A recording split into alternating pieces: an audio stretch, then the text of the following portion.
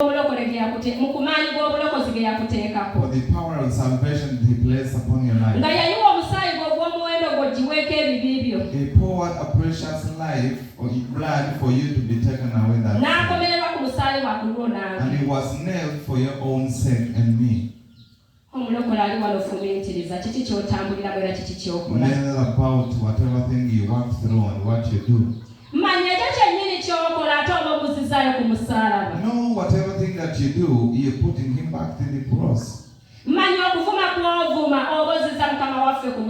All the abusing that you make, it puts back our Master on the cross. All the quarreling you do, you crucifying Him again. And you are abusing His name.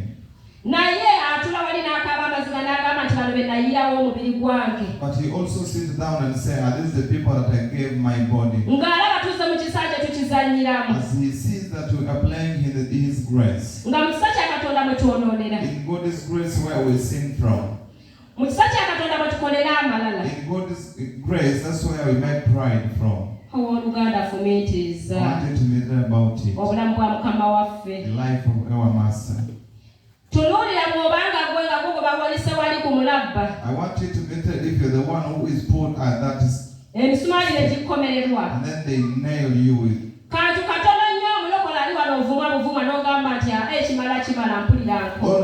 A small thing you can abuse and to say, I'm tired of this.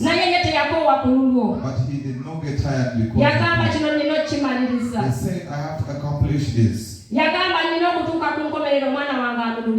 I have to reach at the end so that my child can be delivered. The blood had to be poured so that my child is delivered. And the way he was beaten, that's why he was still alive.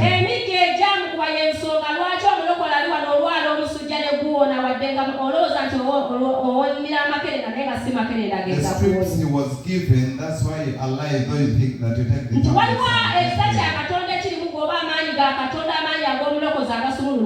there's a grace of God or the power of the Holy Spirit that delivers your life.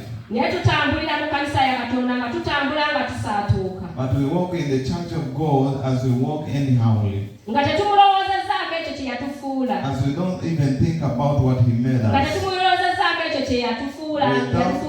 Without thinking about it that He made us children. That He carried the cross for your own sake.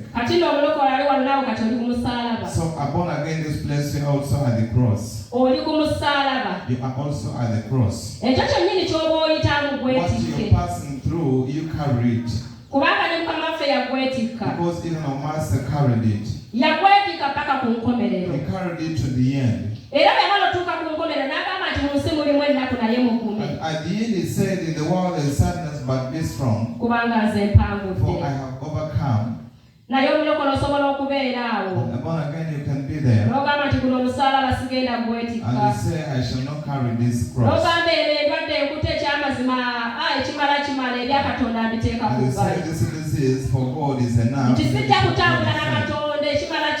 I shall not walk with God, enough is enough. But I want you to meditate.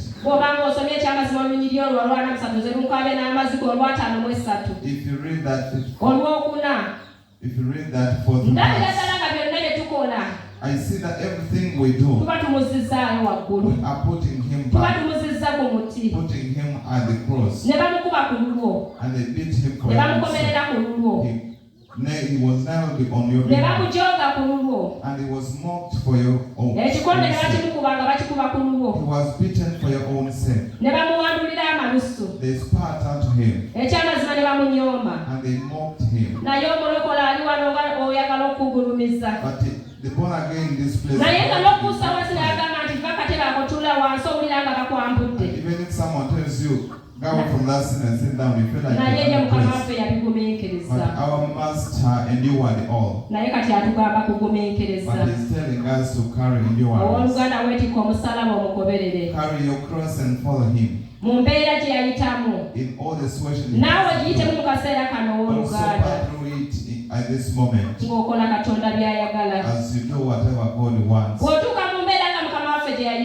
If if you reach in the situation when a master did not pass through it, and you say enough is enough, yet you've been just accelerated, you walk worshiping God.